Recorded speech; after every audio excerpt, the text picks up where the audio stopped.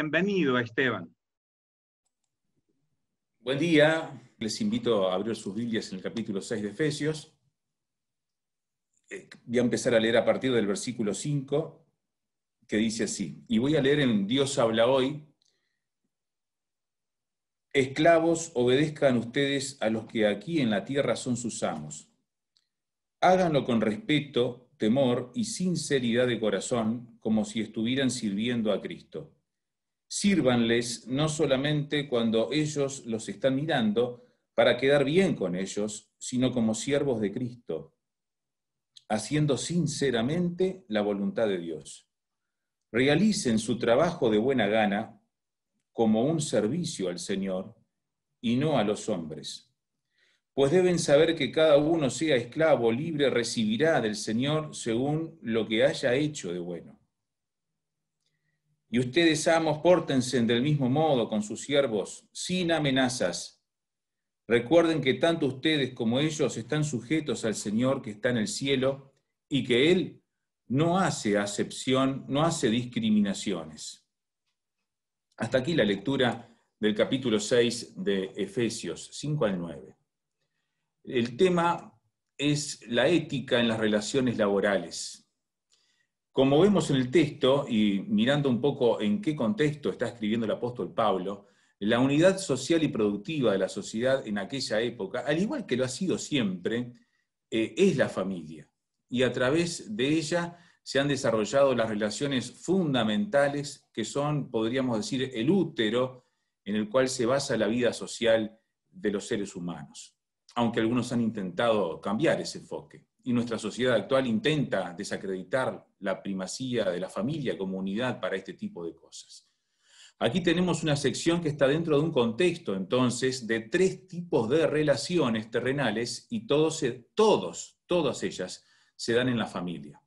La sección comienza, si usted mira el pasaje de Efesios, en el 5:21, y se extiende hasta el pasaje que hemos leído el día de hoy, hasta el versículo 9 del 6:9. El 5:21 pone el titular, si fuéramos a escribir un titular de artículo de periódico, que debe guiar a los 3 tipos de relaciones que se dan en la familia y la sociedad. El titular dice, o el mandato general: someteos unos a otros en el temor de Dios. Dios habla hoy, lo dice así: estén sujetos los unos a los otros por reverencia a Cristo. La primera de las 3 relaciones en las que Pablo desarrolla este concepto es en el matrimonio, que generalmente todos hemos escuchado hablar mucho acerca de la sujeción en relación al matrimonio, que va del 5:22 al 33. Pero el segundo tipo de relación parental es con los hijos, y allí también se aplica este mandato de sujeción. Y el tercero es la relación laboral, que también aplica dentro del mandato de estar sujetos los unos a los otros por reverencia a Cristo. Todas están bajo este mandato, no una y otras no. Y como decíamos, en aquella época estas 3 se daban en el contexto de la familia. Recordemos, por otro lado, que en esta carta Pablo se refiere a la iglesia como la familia de Dios en el 2:19. Y hoy nos referiremos entonces brevemente a esta tercera de las relaciones, que es la ética con la que se debe desarrollar el vínculo laboral y los principios que se establecen para expresar lo que Pablo llama en esta misma carta una mente renovada, para obrar no de acuerdo a los criterios equivocados del mundo pagano, sino de acuerdo a la renovación espiritual de nuestra manera de juzgar los conceptos y relacionarnos con los demás. Esa persona creada, dice Pablo, a imagen de Dios y que se distingue por una vida recta, pura y basada en la verdad. Así es que llega Pablo a hablar de estas relaciones, y en este caso de la relación laboral. En la antigüedad, recordemos que no existía el Ministerio de Trabajo y Seguridad Social, no existía BPS, no existía mecanismo de solidaridad social en el cual regular y promover un trabajo decente, diálogo, cultura del trabajo, cumplimiento de normativa laboral, prevención y solución de conflictos a través de la negociación colectiva, la mejora de la condición del trabajo, la seguridad social, todo ese tipo de cosas no existía en aquella época y hoy lo hacen este tipo de instituciones en el mundo occidental, tal cual el desarrollo de la institución del Estado. En la época del primer siglo, y tenemos que tenerlo en cuenta cuando leemos este texto, bajo el Imperio Romano, el pater familias tenía completo control sobre la vida de quienes residían en su hogar, y legalmente podía tratarlo a su discreción. Hoy, mirado a distancia y tras cruentas luchas en pro de la abolición de la esclavitud, miramos ese tiempo como una época sombría en la relación entre personas, ¿verdad? Y muy triste en ese aspecto. Incluso podríamos cuestionar por qué el apóstol Pablo no urge a los esclavos de su tiempo a una revuelta social al estilo de esclavos del mundo unidos para derrocar al imperio opresor, o cosa por el estilo. Cosa que cuando uno mira el contexto en que estaban, se da cuenta que era impensable algo de ese tipo. El libro de John Stott, referente a el comentario de Efesios, La Nueva Humanidad, lo describe muy bien y nos hace un análisis que es muy entendible de por qué era impensable eso. Quisiera en ese sentido referirme al texto de 1 Corintios 7, 21, en el que el mismo apóstol le dice a los cristianos que eran esclavos en la iglesia de Corinto: si cuando fuiste llamado eras esclavo, no te preocupes, aunque si tienes oportunidad de conseguir tu libertad, debes aprovecharla. Pues el que era esclavo, cuando fue llamado a la fe, ahora es un hombre libre al servicio del Señor. Y de la misma manera, el que era hombre libre cuando fue llamado, ahora es esclavo de Cristo. Así que de ninguna manera podemos decir que Pablo estaba promoviendo o sustentando o avalando un sistema esclavista de relación entre las personas. Todo lo contrario. Como ve el pasaje de Corintios, nos ilustra muy bien que si la persona podía ser libre y podía conseguir su libertad, lo animaba a hacerlo. A su vez, cuando leemos la carta a Filemón, encontramos que el mismo Pablo exhorta, y después voy a referir un poco más a ello, a Onésimo, cuando envía a Onésimo de vuelta, a Filemón, que era su amo, su patrón, y Onésimo su esclavo, que ya no lo trate como esclavo, sino como un hermano querido. Lo claro es que el escritor bíblico no valida la esclavitud, esto es importante, pero dado que ese sistema social es el imperante, lo que hace Pablo en manera práctica es establecer normas de conducta para los cristianos, ya sean esclavos o amos, y tal parece ser que en la iglesia de Éfeso, cuando uno lee el texto, tenemos en la membresía a ambos grupos. Tanto había amos como había esclavos. Y puede ser incluso que hubiera en alguna casa de familia específica el patrón, el jefe, el amo, con toda su familia que se entregó a Cristo, e incluso esclavos tomando decisión por Cristo, y conviviendo juntos como hermanos en la fe. Hoy hablaríamos de patrones y asalariados conviviendo juntos y compartiendo la fe en el Señor al mismo nivel. Porque como dice a los Gálatas, todos somos iguales en Cristo. Han caído las barreras divisorias, se rompen, se desintegran, ya no hay hombre, mujer, esclavo o libre, griego, judío, en fin, sigue Pablo describiendo allí, mostrando que todas esas diferencias, esas discriminaciones sociales, caen, se rompen, se desintegran. Esas barreras divisorias dejan de existir cuando estamos liberados por el poder de Jesucristo y nuestras relaciones son replanteadas. Y recordemos que en esta carta a los Efesios, Pablo habla del plan de Dios de formar un nuevo pueblo en el que todos sus integrantes comparten los mismos derechos. Somos miembros de la familia de Dios en igualdad de condiciones. La iglesia es el prototipo, dice Pablo, de la nueva humanidad en la que se siembre la semilla que va a germinar y va a afectar todas las relaciones sociales.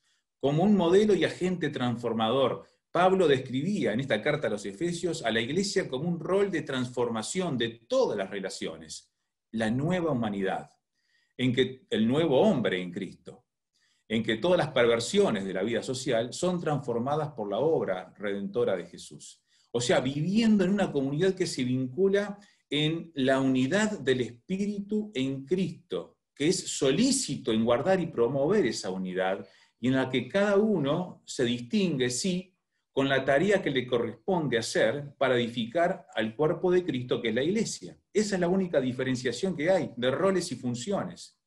Pero un modelo de sociedad en el que caen las divisiones por clases sociales, por cuestiones de sexo o cuestiones de poder. Es un modelo de sociedad que se vive y promueve dentro y fuera de la comunidad cristiana para afectar positivamente todas las relaciones sociales.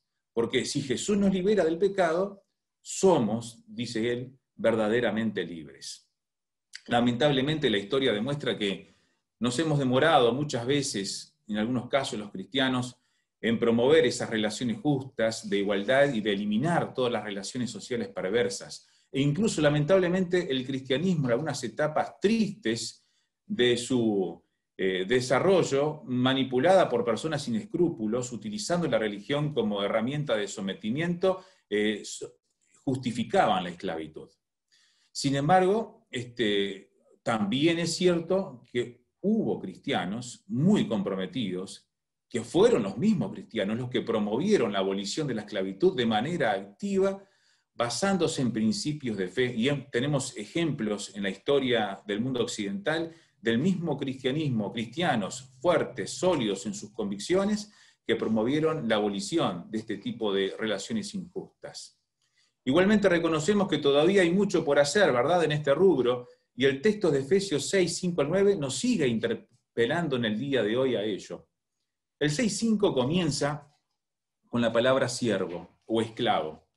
Es un término que se utiliza constantemente en el Nuevo Testamento. Jesucristo mismo se refiere a sí mismo como esclavo, como siervo, a sus discípulos, porque el Hijo del Hombre no vino a ser servido, sino a servir y entregar su vida. A sus discípulos les dice que el que quiera ser el primero debe ser el servidor o el esclavo de los demás. La palabra es doulos, que en griego refiere a un esclavo o siervo con un pacto. Se refiere a un esclavo que, aún teniendo y tal vez habiendo obtenido su carta de libertad, decide servir a su Señor por amor y agradecimiento. En el versículo 8 Pablo habla del siervo y del liberto. El liberto trabajaba en la época del Imperio Romano en condición diferente del esclavo, porque el liberto tenía la carta de libertad que había adquirido, que era diferente del ciudadano romano. Ser liberto no implicaba ser necesariamente ciudadano romano que tenía una categoría de privilegio en la sociedad, pero tenía cierta capacidad de movimiento fuera de lo que era el rol de siervo, de quien decidía permanecer como propiedad, tengan en cuenta eso, propiedad de su amo. Pablo y Pedro también se representan en algunas de sus cartas como siervos o esclavos de Jesucristo.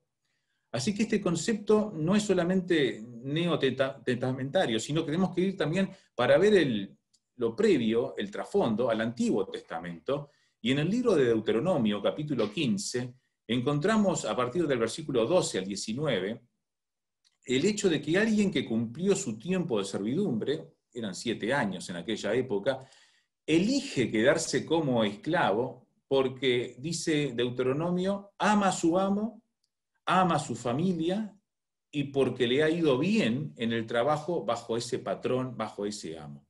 Entonces el dueño de casa en aquella época lo que hacía era tomar una lesna o un punzón, arrimaba la oreja del esclavo a la puerta de la casa, le atravesaba la oreja de un martillazo literalmente, como señal de que era su esclavo para siempre. Y hasta le colocaba un arete distintivo. Pero era decisión del siervo que tenía derecho a la libertad y una fuerte compensación también para volver a su lugar, si usted lee el texto lo va a comprobar, después de haberse puesto al servicio de ese coterráneo, tal vez por dificultades económicas personales de su familia, pero este esclavo, este doulos, decidía someterse a su amo ya de por vida. Este es el concepto, cuando uno lee la palabra siervo, esclavo, que utiliza Jesús, que utiliza Pablo a presentarse a sí mismo, que le exige Jesús a sus discípulos, que también Pedro lo presenta en sus cartas, y que aquí lo encontramos en otro ámbito, el de las relaciones laborales.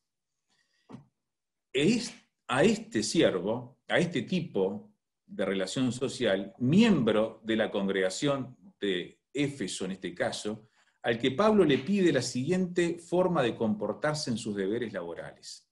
En primer lugar, le pide obediencia a las tareas que se le soliciten cumplir y no rebeldía. Obediencia y no rebeldía.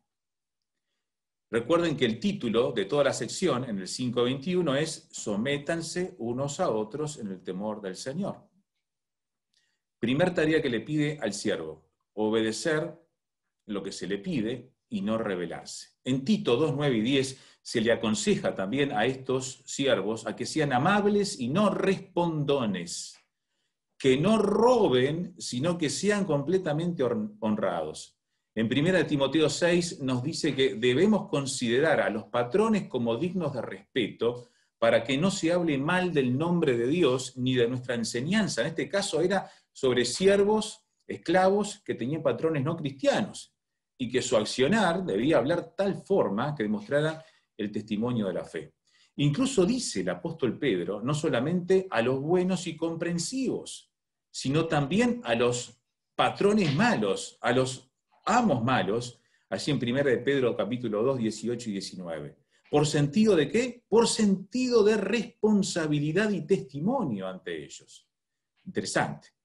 Obviamente que no se están refiriendo los escritores con todos estos mandatos a acciones o pedidos inmorales de parte de su amo y que van contra los principios de Dios. Recordemos que en Hechos 4:20 los apóstoles dicen ante las autoridades que no hay ciertos límites que no podemos transgredir, que hay cosas que solamente las podemos obedecer a Dios y no a los hombres, porque van contra los principios de Dios.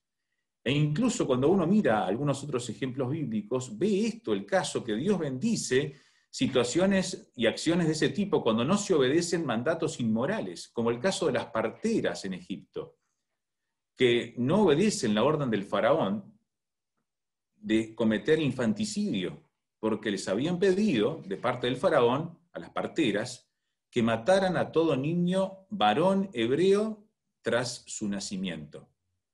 Las parteras dijeron no lo vamos a hacer. Desobedecieron la orden directa del faraón, del rey, e incluso dice el texto que le llegaron a mentir con el argumento que estaban usando de por qué no los estaban matando.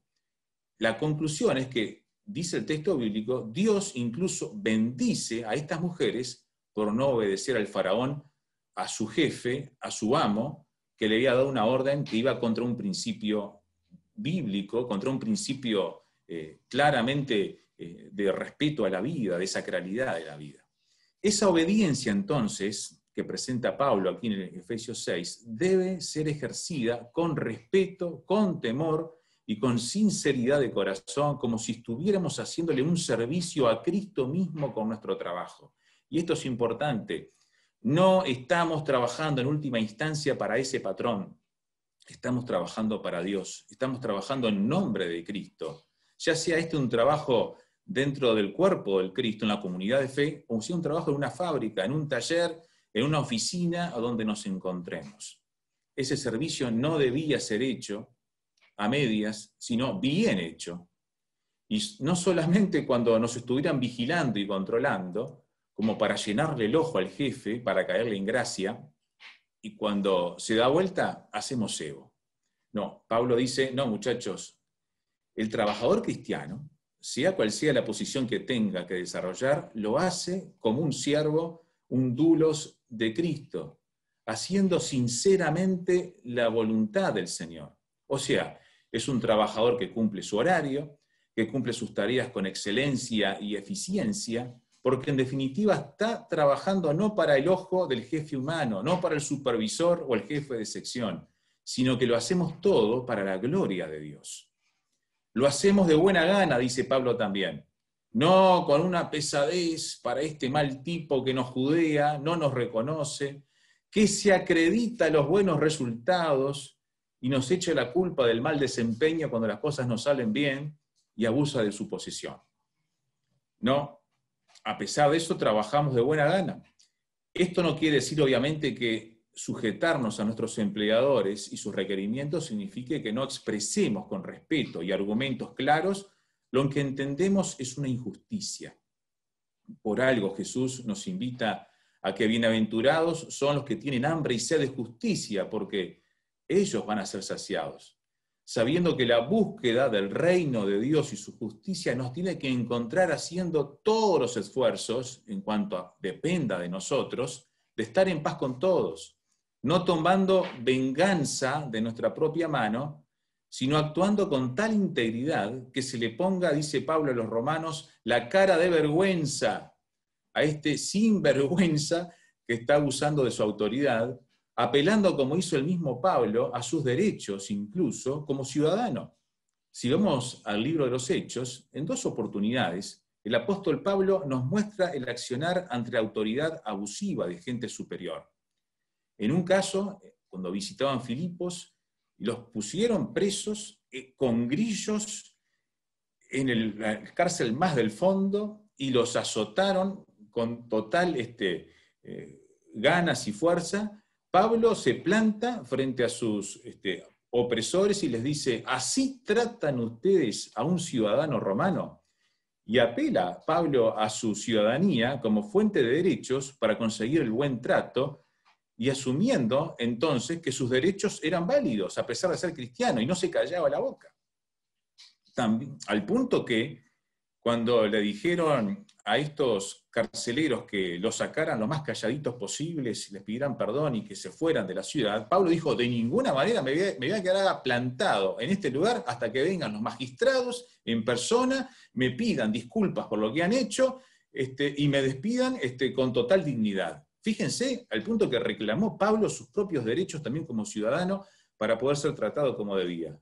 Así que apeló también, por segunda vez, cuando el comandante de una escuadra romana lo quiso azotar después del tumulto allí en Jerusalén y lo estaban sacando para, en última instancia, proteger la vida de Pablo, pero lo querían castigar. ¿Así vas a castigar a un ciudadano romano? Y eso lo retrajo al comandante y no lo hizo. Así que tratar con respeto, con obediencia, no significa tampoco plantarse con nuestros derechos de manera pertinente, de manera justa, pero no de manera que estemos ocasionando una fricción, una lucha, una rebeldía innecesaria. Fíjense el equilibrio que nos pide el texto bíblico debemos mantener en ese sentido. Aún así, el apóstol previene a los esclavos, a los empleados, que habrá retribución por la manera en que hayamos trabajado, recibiendo del Señor lo que hayamos hecho de bueno. Sí, habrá una rendición de cuentas, no ante el patrón terrenal, sino ante el mismo Dios del universo, por cómo nos hemos comportado en nuestras labores. Si hemos sido buenos trabajadores en lo que se nos ha encomendado como talentos para poder desarrollar e invertirlos correctamente para el servicio de nuestro Señor. Y hay muchas parábolas que hablan al respecto, eso en los evangelios de Jesús, del Señor que le da a sus siervos talentos, capacidades para desempeñar la tarea y que luego viene a pedir rendición de cuentas. La contrapartida está en los amos, los empleadores, que estimamos también había patrones cristianos en la iglesia de Éfeso. Sentaban todos juntos a alabar al Señor, a escuchar sus palabras y a compartir la fe. A ellos Pablo les dice, en el 6:9, pórtense del mismo modo con sus siervos. ¿Sí? De la misma manera como le pide a los empleados, cortito y al pie les dice, pórtense del mismo modo con sus siervos. Las mismas exigencias, las mismas normativas, la misma ética en el comportamiento, que para uno también se aplica para ustedes. ¿Por qué? Porque recuerden, 5:21, sométanse unos a otros en el temor del Señor. Y agrega algunas cosas más, específicamente para los patrones. Porque el apóstol Pablo sabe que en la época, y hoy también, había una relación de poder asimétrica totalmente en la relación entre unos y otros. Les dice, háganlo sin amenazas. Al ser la ley máxima, el padre de familia, el dueño, el amo, incluso sobre la vida de su siervo, porque podía incluso tomar la vida de su siervo cuando no cumplía como él quería, la amenaza del castigo estaba siempre presente. Mirá que si no haces, y la amenaza venía atrás. Y parece que era una práctica común amenazar a sus siervos para que cumplieran. Y qué difícil es trabajar para un jefe que nos dirige con amenazas, ¿verdad? De cualquier tipo, nos está amenazando. Mirá que si no haces esto, o subliminalmente, tal vez no tan directamente, mirá que puede pasar tal cosa, hacerlo de tal manera. Bueno, las amenazas veladas también son parte de esto. Si revisamos unos versículos antes de la sección sobre las relaciones laborales, veremos que el mismo pedido a actuar sin amenazas, lo mismo, exactamente lo mismo, es dado a los padres, que tampoco deben amenazar a sus hijos. Es decir, lo que Pablo está estableciendo en ambos casos, en ambos tipos de relaciones, es a no abusar de la posición de autoridad esgrimiendo amenazas de castigo sobre ellos, de ninguna manera. El amenazar, el dirigir con una táctica, una técnica de amenazas a los subordinados es terrible, produce temor, miedo, mal ambiente, el clima laboral no es el mejor, ¿verdad? Y qué complicado es estar con una amenaza constante, con un jefe que está amenazando a todo el mundo a su alrededor, directa, agresiva o veladamente.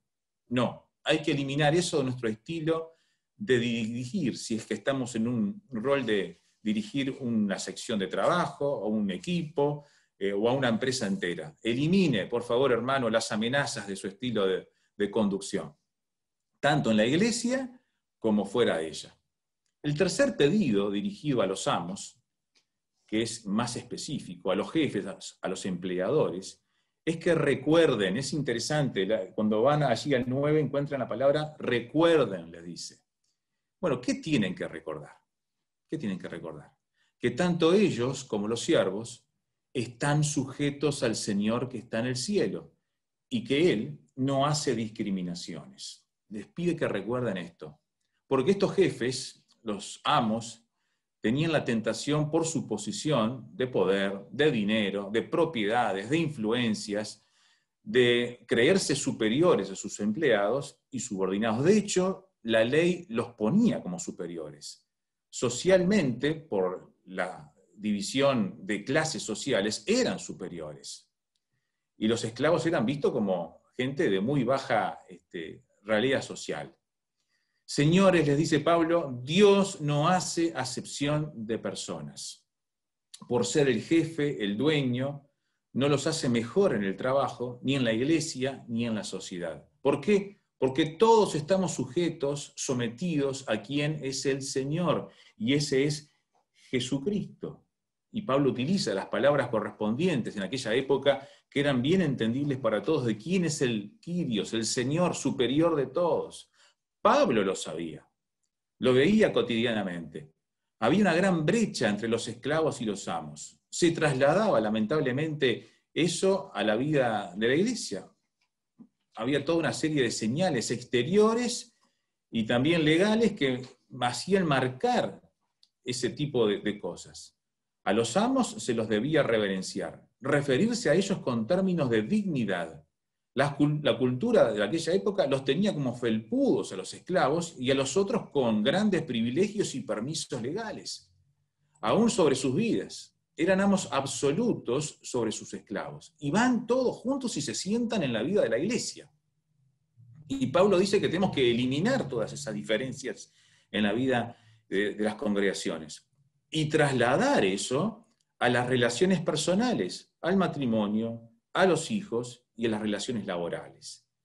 Y en pocos versículos le dice a esos poderosos, privilegiados en la sociedad, que ese tratamiento entre hermanos en la fe e incluso con subordinados que no lo fueran, es inadmisible. Que ante el Señor estamos todos en igualdad de posición y que nunca podemos despreciar a un ser humano, sea hermano en la fe o no, por el lugar de la escala social donde se encuentre. Al contrario, se le hace todavía más responsable a quien tiene sus privilegios de actuar con el amor de Cristo como herramienta de relación para dar testimonio diferente del que se vivía en esa época tan agresiva. Y esto tenemos que verlo como algo revolucionario para la época en que se escribe este texto bíblico. A veces lo miramos, lo leemos muy rápido y parece como que fuera principios básicos de derecho laboral, pero no era en aquella época. Fíjese que no es hasta la Ilustración, en la historia humana, en el mundo occidental, que el humanismo empieza a hablar de igualdad y hasta con ciertas restricciones, y que esa también es una de las banderas de la Revolución Francesa en el año 1789, de la que somos hijos en el aspecto político. 18 siglos antes de todo eso, y incluso, fíjese que en Estados Unidos la guerra de secesión es por el tema de la esclavitud, siglo XIX, 18, 19 siglos antes que las sociedades más avanzadas trabajaran en los derechos laborales de los subordinados y de eliminar la esclavitud. Ya el apóstol Pablo instalaba en los ojos y oídos de su generación que no hay nadie más que nadie, que todos somos iguales ante el Señor. Estaba instalando el cristianismo desde sus orígenes los basamentos morales de una revolución cultural, social y política, afectando todas las relaciones. Y esto es importante tenerlo en cuenta. El cristianismo es liberador, liberador incluso de las relaciones laborales. Lo mismo pasa con el principio de la justicia. En el pasaje paralelo de Colosenses 4, que es el apóstol Pablo escribe prácticamente el mismo esquema de relaciones. Allí, si usted lo lee después, va a darse cuenta que es prácticamente lo mismo. Pablo le reclama a los amos a que sean justos y rectos con sus esclavos. Es un agregado que no está en Efesios, pero sí está en Colosenses. Justos y rectos con sus esclavos. Vaya que sonó extraño y contracultural ese mensaje también en la época. ¿Cómo iba a haber justicia si ni siquiera había lugar para los derechos de los esclavos? Eran casi como una parte del amoblamiento de la casa, al mismo nivel que el ganado o que los otros útiles y herramientas de trabajo y de propiedad de un amo de la época. A ese punto tenemos que entender que estamos hablando de las relaciones laborales. Tenemos que salir un poco de la mirada occidental del siglo XXI y darnos cuenta que las relaciones en aquella época eran prácticamente que el esclavo era un felpudo realmente que era utilizado para lo que se tenía que utilizar. Pero en Cristo, dice Pablo, ya todos somos iguales en categoría y calidad. En categoría y calidad. Por lo tanto, todos seres dignos de trato justo ante Dios, ante la sociedad, aunque las normas legales no lo reconozcan, dice Pablo, así debemos actuar como hijos de Dios, porque la fe en Cristo trasciende hasta incluso las normas injustas que puede haber socialmente para desarrollar otro tipo de relaciones que influyen en mi micromundo, pero también se extiendan al cuerpo social y eventualmente hasta cambien la legislación, como cambió la legislación del mundo entero con la influencia del cristianismo. Todos seres dignos, con derechos recíprocos a un trato justo y razonable, no abusivo ni discrecional. Dice John Stott a este respecto que los empleados y los empleadores tienen deberes por igual. El empleado de rendir buen trabajo y el empleador de pagar un salario justo. Luego, el deber de cada persona se transforma en derecho de la otra. O sea, lo que dice que esto es recíproco. El mayor problema humano en las disputas entre patrones y obreros es que cada lado, y esto lo vemos constantemente ahora más que nunca en el siglo XXI, cada lado se concentra en asegurarse sus propios derechos e inducir a la otra parte a cumplir su parte, e incluso a forzarlo a cumplir su parte, convirtiéndonos en grupos y a veces fuerzas de poder para influenciar unos a otros agresivamente. Pablo, sin embargo, revierte el énfasis e insta a cada parte a concentrarse sobre sus responsabilidades y no sobre sus derechos. Fíjese que el texto de 6, 5 al 9 nunca está hablando de los derechos a reclamar de uno y otro, sino de las responsabilidades a cumplir de una y otra parte. Y cuando las dos partes, tanto jefes como empleados, amos y esclavos, cumplen sus partes, dice Pablo, los derechos de todos son contemplados y desarrollados de manera tal que ya no velamos, como dice a los filipenses, cada uno para sí mismo, sino en beneficio del otro.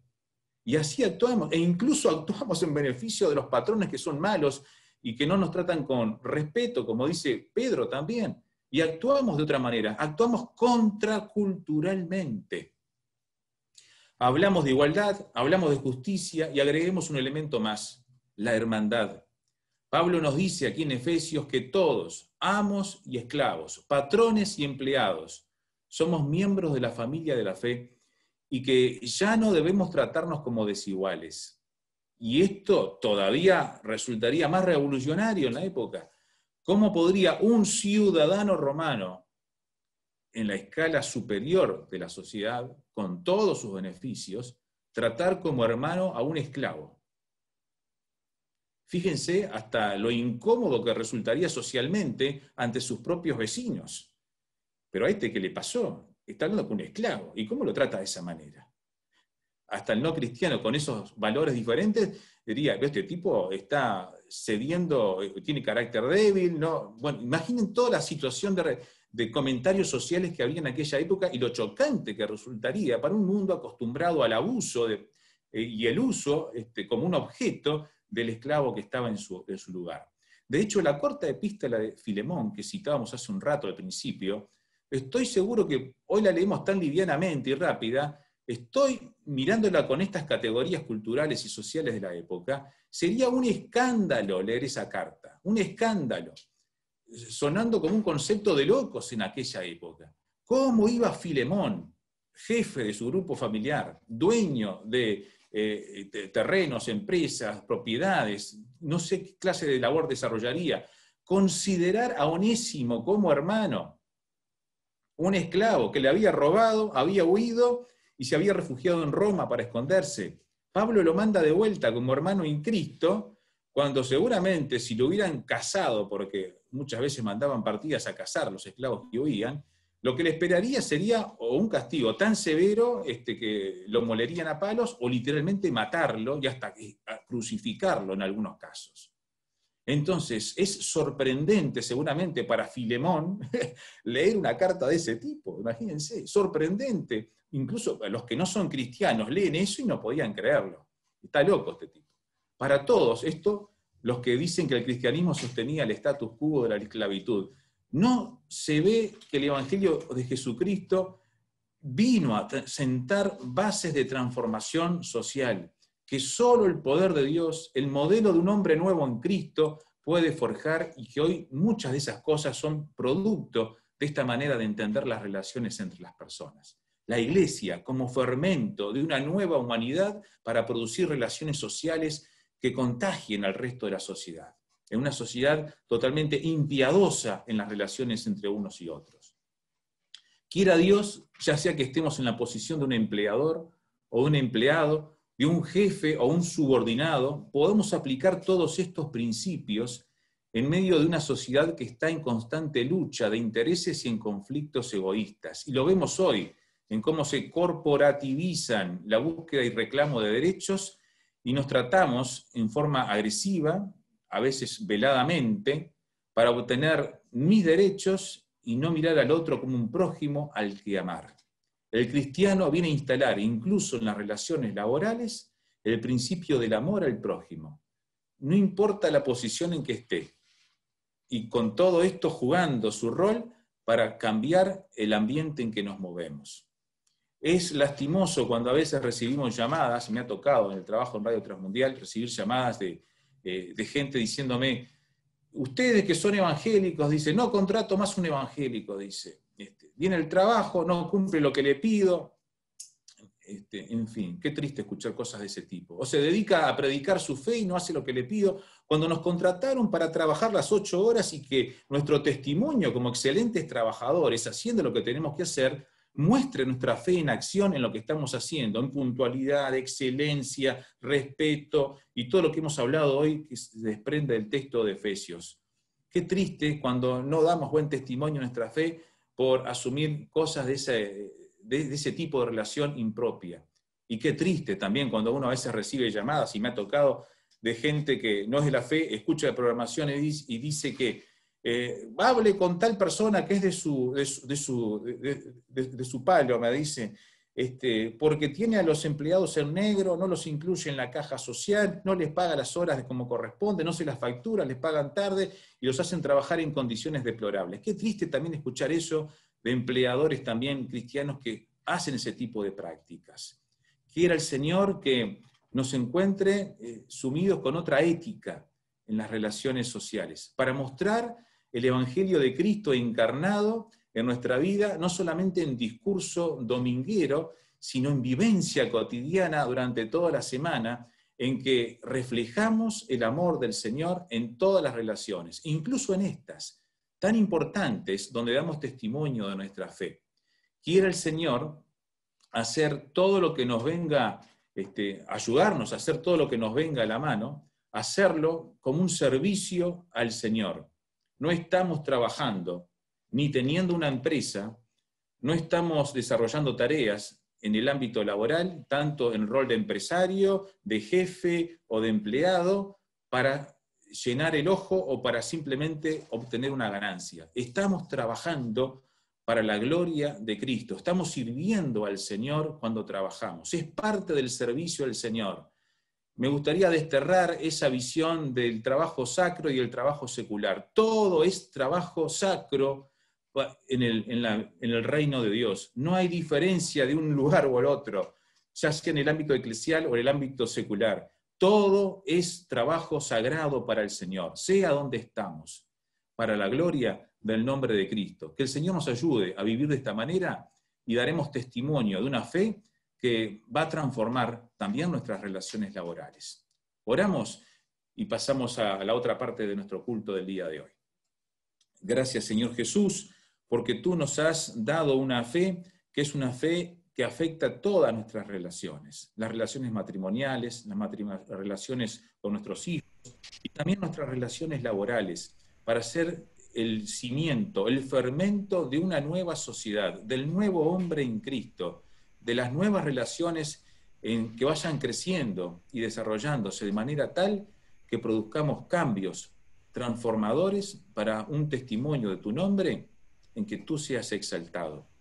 Ayúdanos a trabajar en relación a nuestros patrones, a nuestros empleados, a nuestros subordinados o a la gente con la cual rendimos cuentas, de manera tal que nuestras capacidades, nuestros talentos y nuestros dones reflejen el amor de Cristo en todo lo que hacemos, para la gloria de tu nombre. Amén.